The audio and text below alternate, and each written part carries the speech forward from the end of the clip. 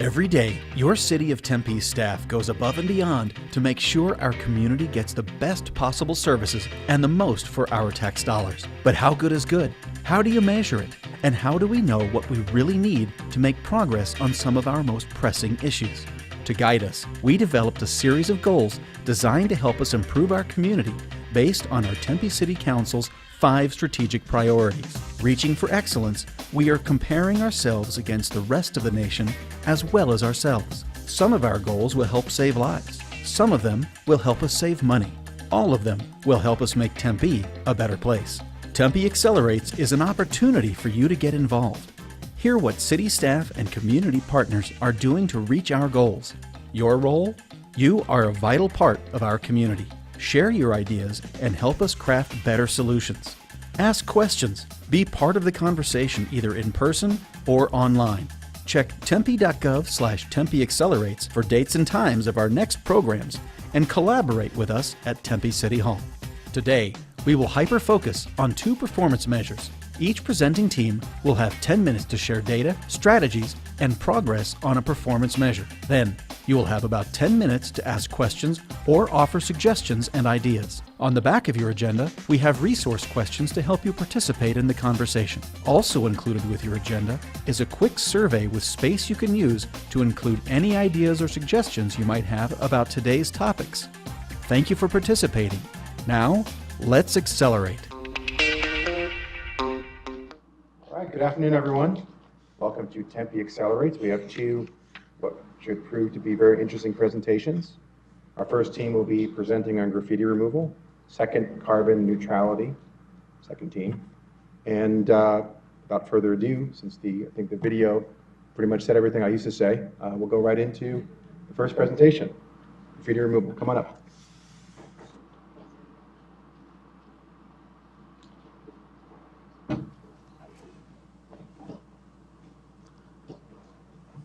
Good afternoon, everyone. Isaac Shavira, Transportation Maintenance Manager. Sean Thompson, Transportation Supervisor.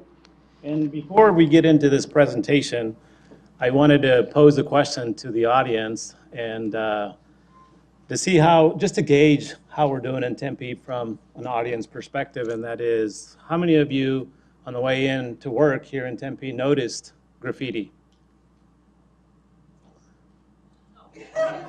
In Tempe. In Tempe. Oh, you live in Tempe. Okay. Okay. That's a good thing in terms of numbers. One,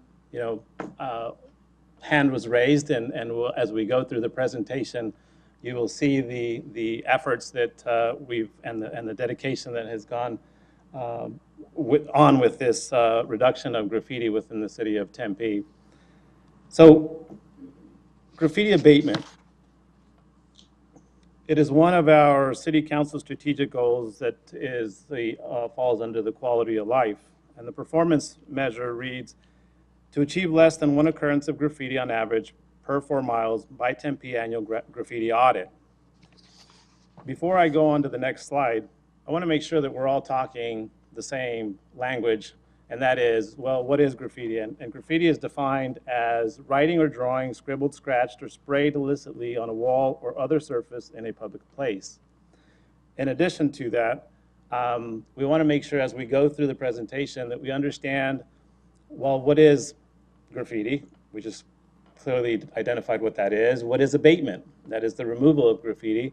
And then in addition to that, what is proactive and reactive measures of abating graffiti? Well, proactive is basically the idea of making sure that we're ahead of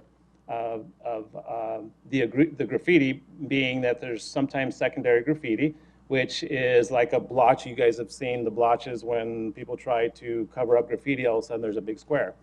So proactively, we take the city and we start painting our arterial roadways, the arterial walls that are adjacent to our roadways. And we do that throughout the city of Tempe. That's proactive measures, and you'll see some charts that will show the square footage in terms of how much proactive versus the reactive, which is the 311 calls, the emails and messages that we get to go abate graffiti. So why does this measure matter? Well, for beautification of the city. We don't want any of our residents or local people coming in and visiting the city of Tempe, enjoying some of our assets or enjoying downtown, seeing graffiti in the areas. If they're having a picnic in the Ramada, nobody wants to see graffiti. If they're downtown having a good time, and stickers on signs and stuff like that. In the picture here, this is a asset of the city of Tempe. It's one of our restrooms at Daly Park that was recently put in about a year and a half ago. And it was tagged on a Friday evening, and you see there's quite a bit of graffiti. That was just the outside that was tagged inside. Actually, Phil Chandler right here came in on a Saturday morning and take care of removing all that. And you see, we didn't have to paint over. It's a naked block that we found the right type of remover to remove that area. Well, if we maintain the graffiti in our areas, it increases our values of our homes and the longevity of our city assets, and it reduces crime reduction. So what's the goal? The goal is basically very simple, and that is to reduce the amount of graffiti that we see in the city of Tempe. And that is the ability also to proactively abate and track hotspots.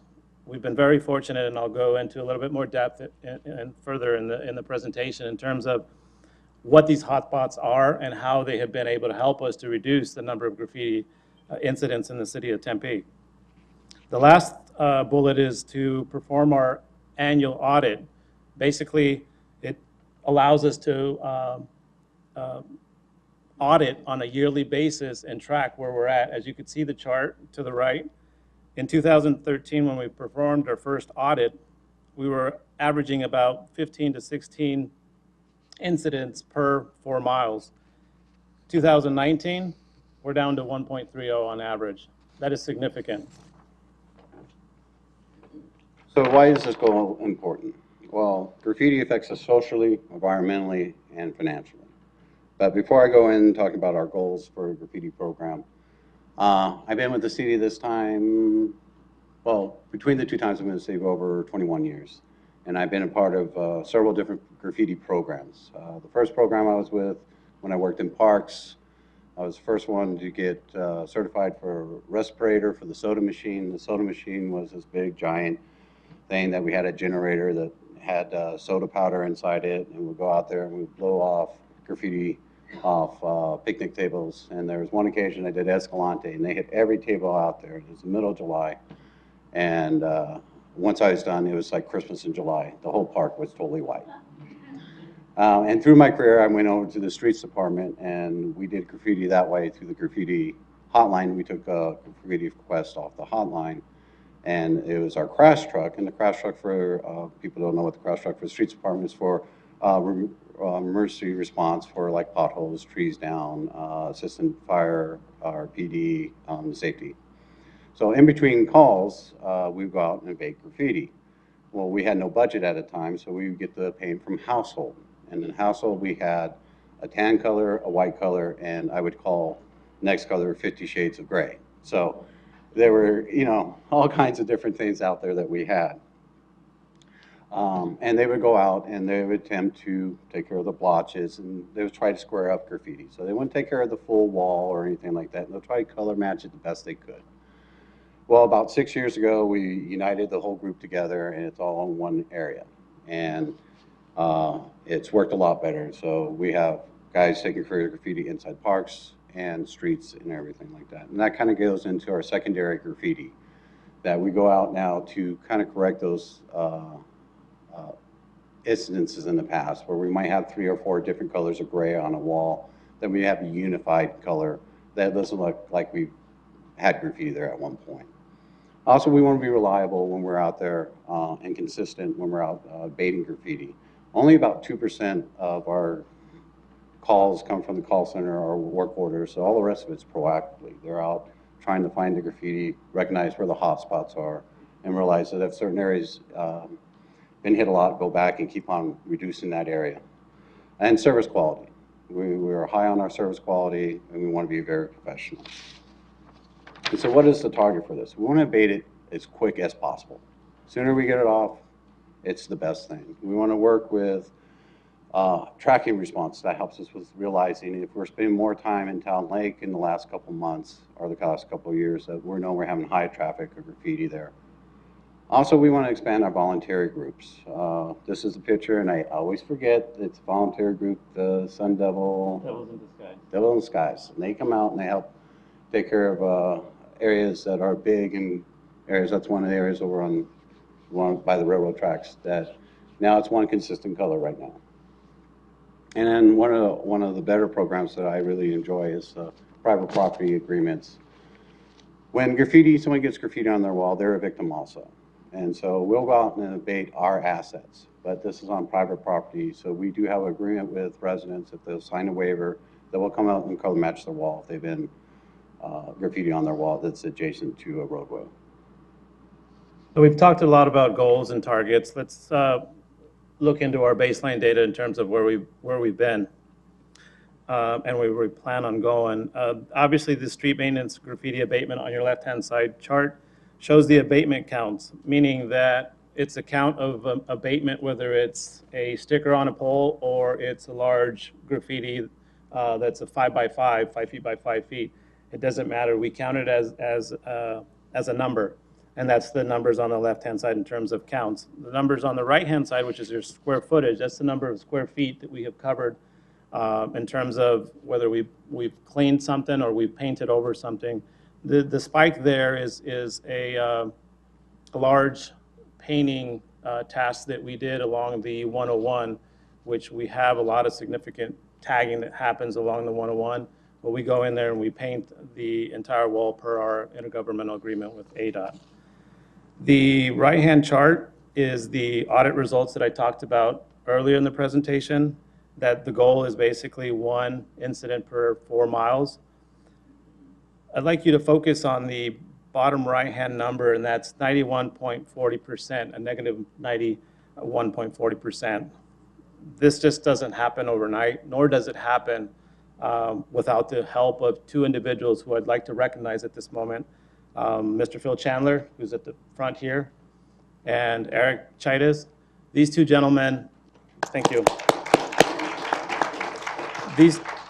These 2 gentlemen have taken ownership of the program, the graffiti program, and have done great work. Obviously, here's the numbers that tell the story.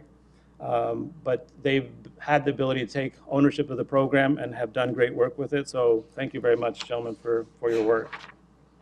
In terms of strategies that we've implemented, the GIS system, you can see a small screenshot to the right.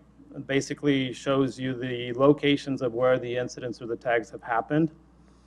And again, thanks. I always want to thank everybody because it doesn't happen because Isaac or Sean are up here, you know. It's because it's a collaborative effort between the individuals who are out in the field, our GIS team, Seth, you've been great. Thank you very much for allowing us to put this together. Stephanie, thank you very much. These are the GIS pieces that allow us to find those hotspots, to be able to go to these areas where we recognize that there's high incidence of graffiti. Gives us better strategies to be able to focus in those areas. We also, another strategy that we use is to outreach and educate the public. We also do a lot of data sharing or data sharing as PD requests for prosecution purposes. They have access to that data. The other bullet is a public arts program. We do coordinate with our arts folks in terms of being able to place murals in certain areas, which also reduces the amount of graffiti in those areas. And then a huge partner of ours is Code Compliance, and they help us take care of public spaces, or I'm sorry, private spaces where if it's a Walmart or some other business, they usually reach out to those businesses and take care of the graffiti. And then Sean talked a little bit about the response in terms of our priority is and strategies that it's a key to make sure that we're responding to these graffitis, abatements, incidents within 24 to 48 hours. That pretty much concludes our presentation. We'll take questions at this time. All right, thanks. Any questions? One up front here.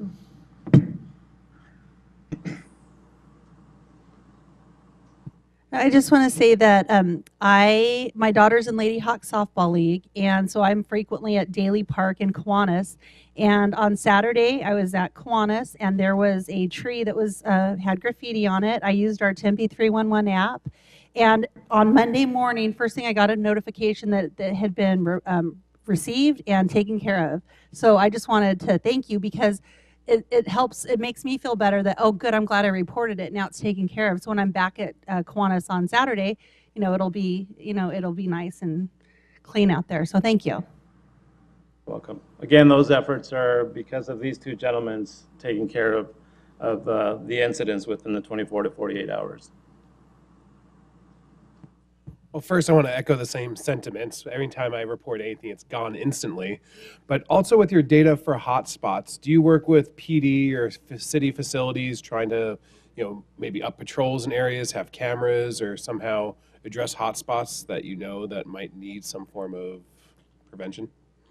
That's a good question. We have coordinated with PD, and another location that we've identified as a hotspot is, I don't know how many of you are aware of our ADOT retention basin. There's an IGA that basically says that we're responsible for maintaining that retention basin. And so we've attempted to try to work with PD and put cameras. However, sometimes those cameras don't last very long, or they are graffitied themselves, so it's not very effective. But yes, we do continue to work with our PD and make sure that we're addressing those hotspots.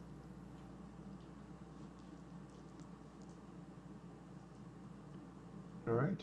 Any other questions? One in the back. No, because you can't. Hello. In case I missed it because I came in late during your presentation, but is there an opportunity for outreach with community service groups? How they've got to put in time or whatever. And I know I've been part of a community outreach with graffiti cleanup that, working with an association to help the city out in doing that. Is there any thought about expanding it where, I don't know, that we've got an opportunity for community groups to come in and help? Yeah, we did talk about a little bit in terms of the volunteer programs that we offer. We do coordinate, and we talked a little bit about, just before you walked in, Wendy, the Devils in Disguise and other associations that we work with, or that approach us in terms of saying, hey, we would like to get involved and do some abatement. And they've done some work in our railroads. They've done some work at the ADOT retention basin and other areas. So yes, that has been successful. We'll continue to work those strategies. Okay. Anyone else? Here we go.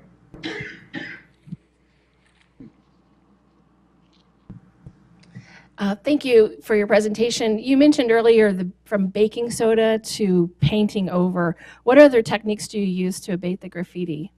Because I know it's on different surfaces, porous, non-porous. We tried different products throughout the years. Excuse me. So we use different techniques. We use scratchers, we'll use power washers. We do have some organic type of stuff. So we just tried different products that we've learned that abate the graffiti the best. So there's certain ones that we use on concrete, and there's certain ones we use on signs and stuff. Yeah. Hopefully that answers your question. Okay. All right, thank you. Thank Well you. done. Perfect.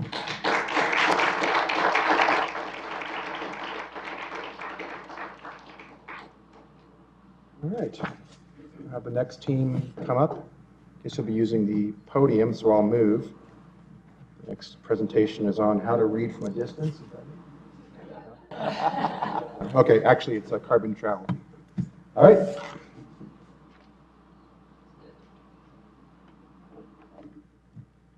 Hi, I'm Grace Kelly, Energy Management Coordinator. Braden Kay, Sustainability Director. And we're here to talk about carbon neutrality.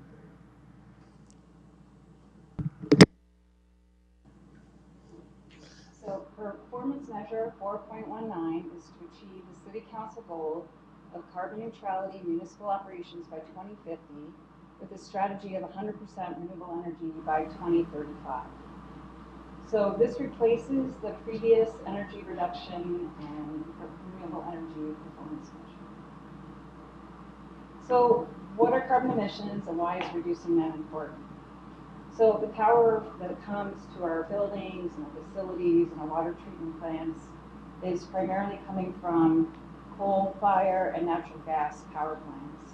So the burning of fossil fuels releases carbon dioxide into the atmosphere, which can reduce or release greenhouse gases, which trap heat, warm the atmosphere, create extreme weather patterns, impact health, impact the water supply, and contribute to climate change. So this is a picture of the Kiwanis tennis courts and the new LED lighting there. So why is it important to reduce emissions?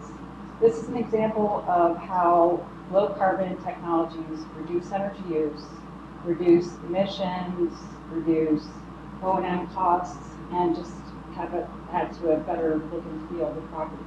So we're improving the quality of life as we reduce emissions. And then right next to the Kiwanis tennis courts is the Kiwanis wave pool. And facility staff replaced the lighting with LEDs in the pool and the gym. And that reduced the utility energy use by 15%. And then we added solar carports, which provide 35% of the power to the facility. So altogether, that is 50% less grid power coming to the facility. So again, it's improving the quality of life and reducing emissions. So last year we conducted a greenhouse gas emissions inventory. We looked at all of the city facilities and fleet, and you need to measure the baseline, or measure to get a baseline in order to manage the emissions. Also, it helps us to set a baseline and to identify major sources of emissions. So by show of hands, which of the two categories do you think most of the city's greenhouse gas emissions come from? Is it buildings and facilities or employee commute? So raise your hand if you think it's buildings and facilities.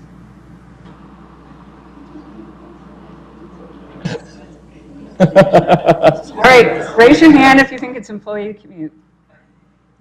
Okay, so it's kind of half and half. So the answer is, the blue is buildings and facilities. It's 30% of the city's emissions. The orange is employee commute at 4%. So somebody's doing a good job of taking transit. The yellow and red is vehicle fleet and transit fleet. That makes up 25% of the city government emissions. The green is park lighting, street lighting, and the purple, which is 20%, is water and wastewater treatment. So this is the areas we're going to work on. We're going to work on reducing energy use in facilities, and we're going to work on transportation emissions. So these are some of the energy investments we've already made. We've worked on water treatment plant buildings. We've worked on buildings adding HVAC, lighting, controls, energy management system, street lights, and we added solar panels to 6 city facilities, bringing the city's total renewable energy up to 10% toward our 100% goal. And we also have used alternative fuel in the fleet vehicles. So what strategies will move us forward to this carbon neutrality goal? And we have some projects and programs coming up and I'll talk about the ones that we have coming up in facilities, water utilities, transportation, transit, and fleet. There is a supplemental request for the Sustainable Facilities Plan. So this is similar to your home when you decide to replace your air conditioning or your windows or your roof for energy efficiency. We're going to prioritize which of these investments is the most important to make next in the city facilities. Next, at water utilities, there's a current RFP for water assessments. So it will help us to identify ways to save energy in different operations in water. In transportation and transit, traffic operations and streets has done a great job of changing out the lights to LEDs and reducing energy use by 40%. Transit is using alternative fuel in their fleet, and fleet is adding electric vehicles and electric vehicle charging stations, and they have a budget item to do an electric vehicle charging infrastructure plan. So some of the challenges that we've had are policies and pricing. It's a lot more difficult now to get the projects to pencil out for renewable energy, and the payback's very long, and the incentives aren't there. It's also difficult to get enough funding for energy efficiency, and there's a lack of social acceptance for electric buses and cars. There's a need to advance further with technologies in energy and transportation, particularly battery storage.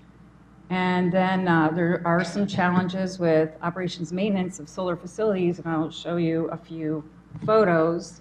First, on the left is the Johnny G. Martinez water treatment plant. There's an inverter that was on fire, so that delayed the project quite a bit.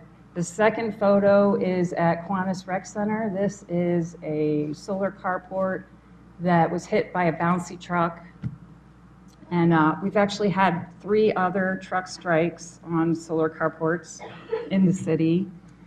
And the third one, we were doing a routine walkthrough with the vendor and noticed that there was a bullet hole in a solar panel, and the bullet was still there on the roof. So these are just some of the challenges with our solar facilities. So I just want to take a moment to applaud and just recognize that we can say a lot of positive things about solar, and the fact that we've gone from 0% solar to 10% in the last 5 years is because of the hard work of a lot of people in this room and the leadership of Grace. But it's not easy. The operation and maintenance of having these on facilities, as you've mentioned, bouncy houses.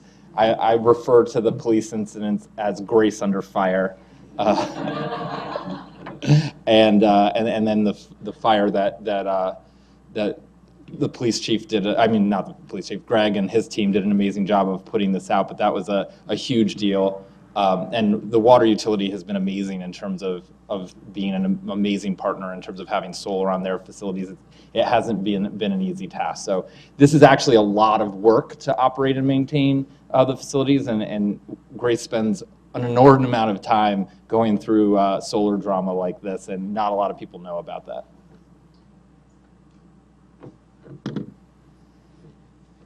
So the next steps toward our goal are to work on the community carbon emissions reduction goal. So there is a city government goal, but there is not yet a community-wide carbon reduction goal. Partnering with utilities, with SRP and APS on some fleet electrification programs that they are starting up, as well as hopefully some utility scale solar renewable energy programs. Also collaborating with the city departments to help reduce emissions. And lastly, we're working with ASU on a carbon offset program, as well as working with parks on the urban forestry program.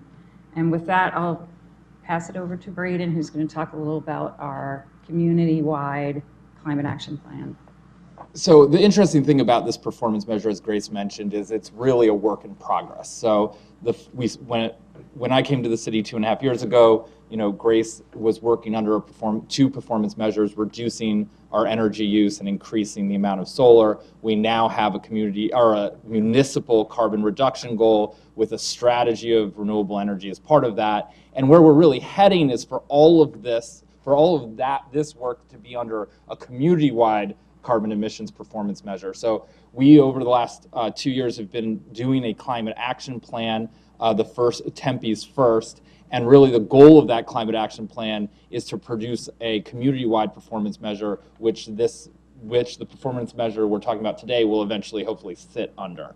So for Tempe, what a climate action plan is it's not a separate plan. It's basically us just working within the strategic management process to add a new goal for community carbon reduction and to add a new goal for resilience to extreme heat. And what Grace and I and many of you in the room have been working on has been to develop a set of investments that match these two goals, the one goal for carbon reduction and one for the resilience to extreme heat. So we similarly have done a greenhouse gas inventory for the entire city. This is businesses, residents, and city operations all folded into one. About 45% of our community-wide emissions are within our transportation system, and then a little over half is in energy.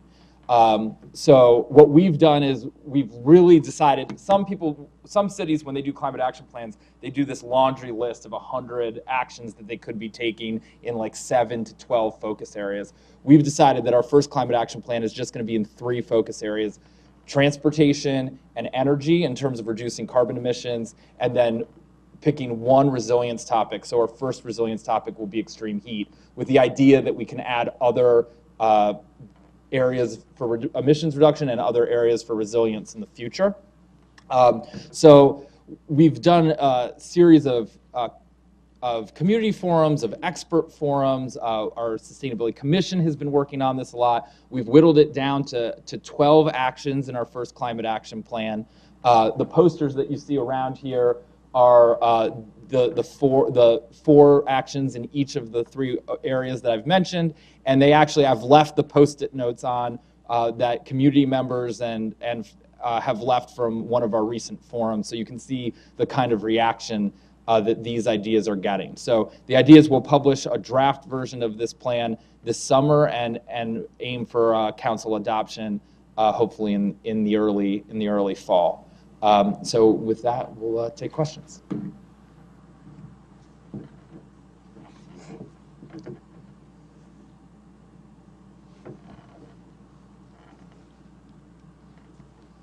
First to say, wonderful presentation, very, very informative. As we know that this topic is very, very complex.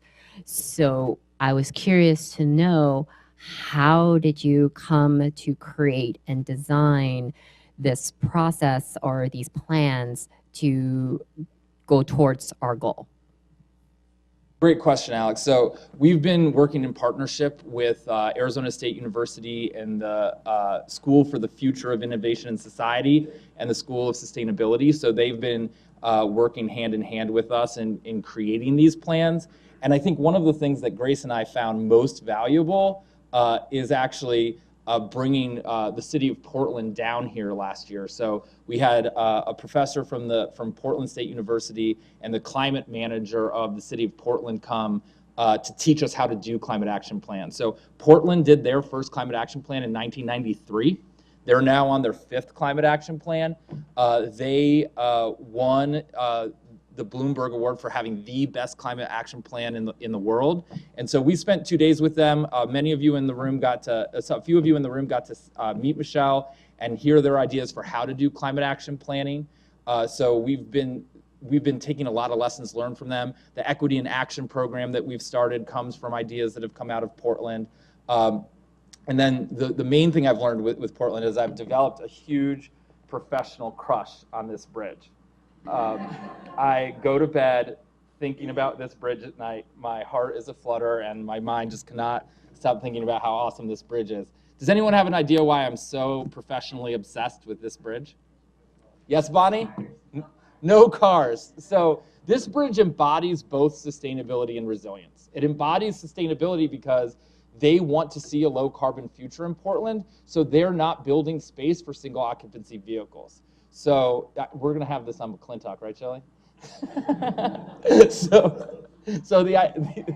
Sorry, that's too soon. So the idea here, though, is if you want to see a low carbon future that has transportation options for people, you need to build infrastructure that heads in that direction. So light rail, streetcar, walking, biking, this is an example of how you're building infrastructure for the future that you want to see. This embodies resilience. What's the biggest climate threat to this bridge, Bonnie? What would you say?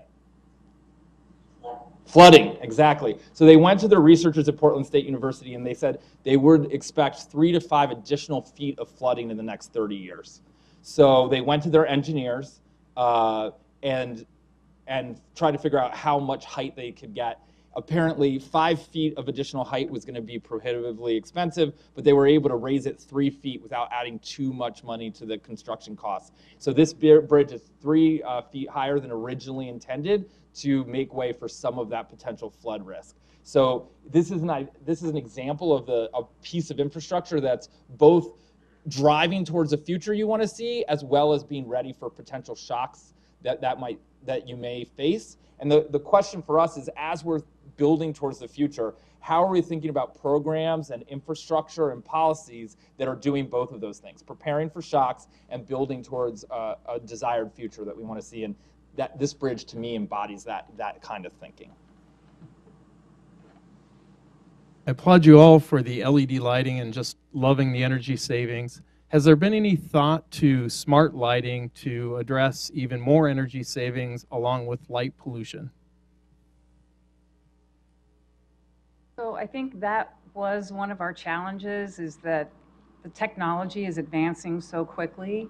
And but that's a great suggestion. Maybe we could do a pilot project for smart lighting, since that is, I think when we looked at LED lighting for street lights, which was probably 7-8 years ago, it had a problem with the heat and the lighting fixture. And so at the time, we were doing induction. Now we're doing LEDs because the technology's come a long way, and the price came way down too. So the payback's so quick. And I think, it'd be worth it to check out the smart lighting, and then hope that eventually the prices come down as well to help with that payback.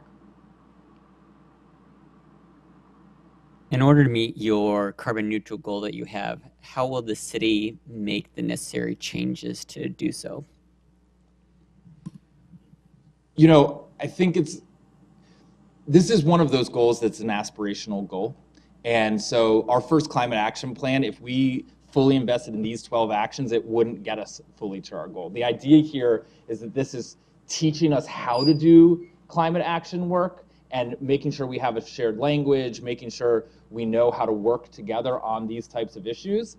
And then, we're going to need several climate action plans before 2030 before we're really making those real transformational investments. And so, there's a lot of investing that needs to happen, both to lower the carbon intensity of our transportation system, as well as to get more people on transit. We have a very, very long way to go. So a lot of it has to do with how we're making those type of Portland-style transformational investments, and how we realize that climate action. I'm going to be very excited when we never say the word climate action plan, where it's just part of the strategic management process, and it's what we're doing every budget cycle to continue to invest in programs and policies that are pushing in this direction, and that we don't need to have necessarily a republished plan every 5 years.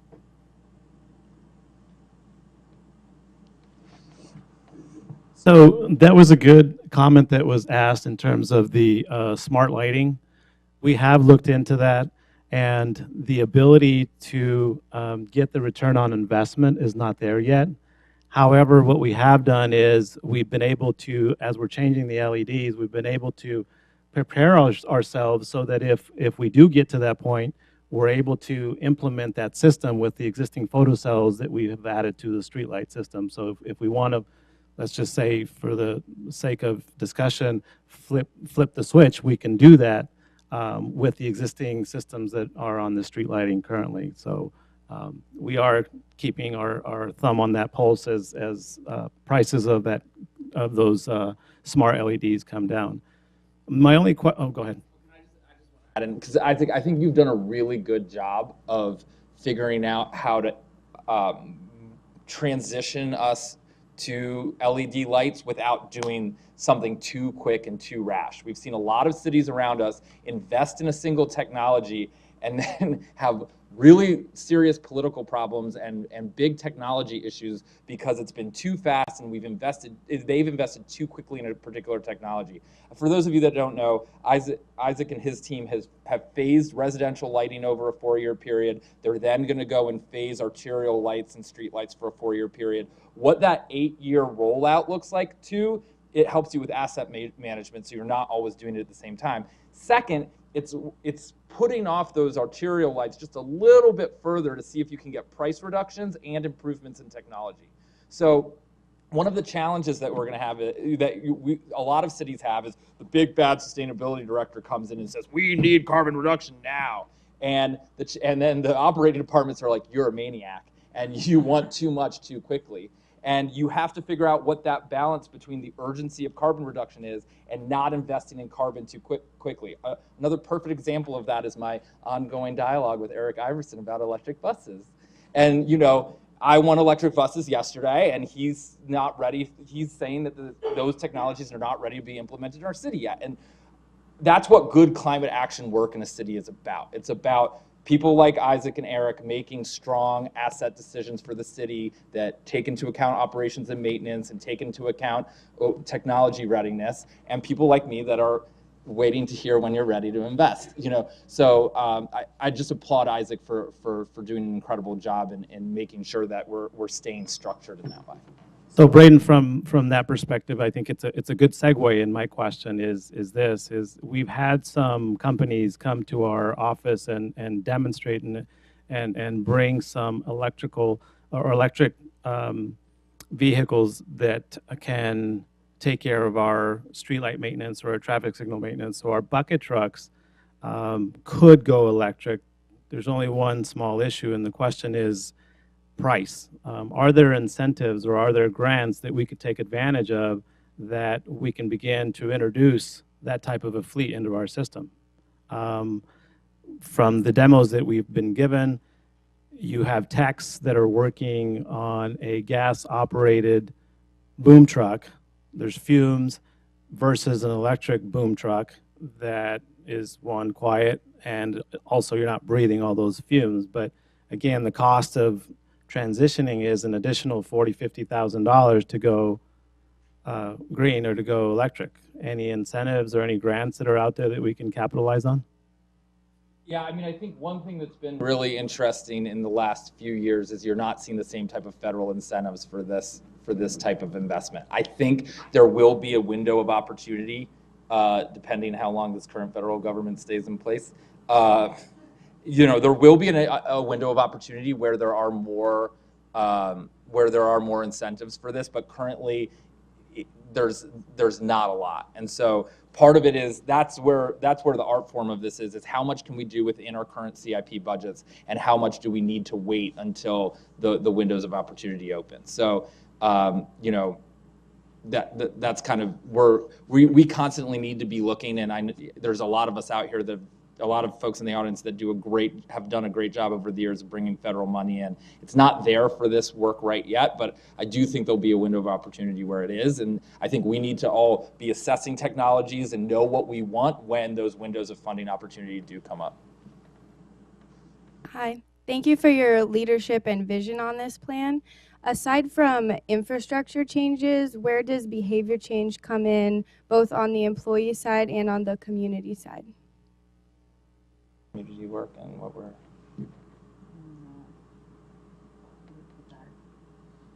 Sure. In the past, we have done some employee engagement. We had a kind of biggest loser building challenge with 10 buildings, and the building that lost the most energy over the 3 years got a pizza party. I believe it ended up being Pyle Rec Center staff. So we also had a kind of quick survey, 5 questions, and we did that several months in a row and had a gift card for the winner. It was kind of we'd ask energy-related questions and have a drawing for a raffle. So we've started mostly in-house focusing on employee engagement, and now we're working to try and get more community engagement. We're working with businesses and also hope to work with residents to really look at different ways of financing energy efficiency investments in businesses, and also energy investments such as recognizing businesses for green certification and recognizing businesses that do things more sustainably, that invest in energy, that that use locally sourced products. So we're trying to really do more business outreach and engagement. But yeah, it's a great question. I think, you know, we have a pretty small team. I think one thing that we can continue to do is now with the engineering transportation department and the new public utilities is figure out how are we doing resident engagement that's this one band, one sound around what residents and businesses can do to take climate action and to become more sustainable. So like Grace mentioned, we have our new Green Business Certification program that was an Innovation Fund winner, where Local First is helping us with behavior change with small businesses. The Tempe Chamber has a sustainability pledge. We need to figure out with our own programming with resident communication how we do a better job of that. There's definitely some awesome examples around the country like Tacoma, Washington, and Denver, Colorado that have like sustainable neighborhood programming so that folks like Shauna Warner's team go out and actually help support sustainable decision making and household climate action. So I hope that we get to do programs like that in the future. But you know, Ken might see a supplemental request for that at some point in the next few years. Yeah. You mentioned that I think it was Portland, they're on their 5th plan right now. With those plan updates, is it because the aspirational goals are changing? Is it technology's changing? That's why they're updating their plans? I mean, what is I guess the drive behind the updates of the plans in particular? There's two things. One is, so we're part of something called the Global Covenant for Energy and Climate. And so there's a national or international reporting structure that wants you to do at least every year five-year updates. So there's somewhat of a regulatory requirement from this body to do updates. But for Portland, what's been interesting is what matters has been changing for Portland. So Portland's realized that climate change is really ending up it's gonna affect the most vulnerable in their communities. And so when they first did their first climate action plans, it was like ours, very infrastructure based, very technical, and as they've been growing in their climate action work, it's becoming more resident based, it's becoming more about how to create sustainable economies, about how to create quality jobs, about how to take environmental action that lifts all residents. So their next climate action plan, they now have a staff of 3 or 4 people that are just working on the equity elements of their climate action plan. So that's one of the things that's been changing in their work, is it's becoming more equity focused, more neighborhood focused. So you know, one of the things that I'm hoping to do as part of this fall is that when we have council adopt this climate action plan, that they actually adopt guiding principles for our second climate action plan, and that we don't wait too long to do this next plan, because these 12 actions are great, but they're not comprehensive. And so this to me is sort of a starter. I call it a training wheels plan. And then some of the sort of guiding principles of our next plan are equity and how we lift up all boats, enterprise, how are businesses and small businesses and B corporations and new economic models driving this change? What's the role of evidence? How do we work with ASU? I mean, one of the things that I've showed this plan to some folks, and they're like, well, how do you know how much carbon is being reduced by each action? And the fact of the matter is we don't. And in future climate action plans, the sophisticated type of this work shows you for this amount of investment, you're going to get this amount of carbon reduction. So hopefully our next plan has more of that type of work. And then I'll leave the 2 other E's for another time as a cliffhanger. Yeah. Can you expand a little bit more on the steps of the transportation area of the plan, how it's going to look like? That's one question. And the second is, how do you fit the action plan evaluation within the performance measurement approach of the city? Like, are you going to measure with like the data generated or in another methodology? And will that add to your the idea of the second action plan? Yeah. So this climate action plan is based on 2015 city data. And so the idea is our next climate action plan would be based on 2020 climate action data. We have a protocol. Many people in this room were part of giving data. We needed data from solid waste, transportation, obviously all of our energy data, our water data. So there's a push to do it more often than every 5 years. It's a pretty heavy lift. So, for right now, that's where we'll start with this next climate action plan with 2020 data. And then what was the first part of your question again? Oh, the main thing I want to say about the climate action plan, the Sustainability Commission has picked one action in each area to push forward. And so Shelley and her team were really interested in this work in transportation demand management, and this idea that the city could potentially pilot a transportation demand management association. Just to put it in context, this is a perfect example of how we need to balance policy and programs with infrastructure. So we're building streetcar, we have light rail, we have an amazing orbit system, but what are the programs that are supporting that infrastructure? So a travel demand management association pools together businesses and organizations and their employees to help pool all of those potential rides and then gives them alternative transportation options so that you can do carpooling services out of that, you can do different transportation programming within that type of organization. So that's I think that's the big idea coming out from this transportation plan is we've built a lot of great infrastructure to support low carbon transportation, but we need some programming and some policies to go along with it to support the infrastructure we've built. So I really appreciate that question. Have you looked at doing carbon offsets with the tree canopy people? I know there's a goal for that. So if they're planting trees and a tree's a carbon offset, have you looked at getting sort of a 2-for-1 in that area? Bonnie, do you want to take the mic on that one? We have worked with SU doing some studies and in fact got some grants to be able to plant about 150 trees in our parks over the last couple of years. We're also working with them, with their sustainability scientists, to evaluate how much cool we're getting from trees. So we believe that if you plant properly, both with the wide canopy tree and with enough trees to shade hard surfaces, that you can make an incredible difference in the temperature. And some of that cooling is a bit of psychological sense that you can walk from tree to tree instead of from street light pole to street light pole. You can stay a lot cooler. And there are several really good carbon offset programs being developed, and they're also attracting large corporations to buy in. And we've got a lot of corporate and residential volunteers ready to help make this program succeed.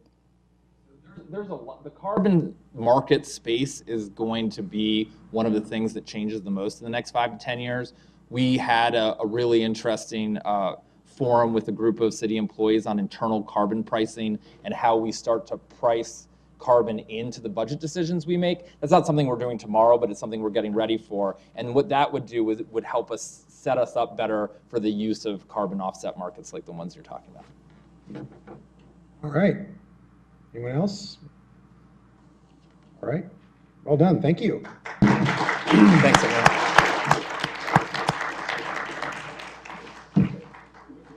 I know we considered putting the message out on the climate action plan by spray painting it on walls, but we determined that would be inefficient and something we shouldn't do. Anyhow, thank you so much to both teams today. Really good presentations and good feedback. If you have any additional thoughts and comments, of course, fill out the surveys that are in the back of the room, or you can also contact the teams afterwards. We will be here again on May 16th for another Tempe Accelerates. The two topics will be post-secondary school achievement rate and veteran supportive community designation. Sounds pretty good, so we'll see you then. Thanks. Send us your ideas and suggestions to tempeaccelerates@tempe.gov and visit us at tempe.gov/tempeaccelerates.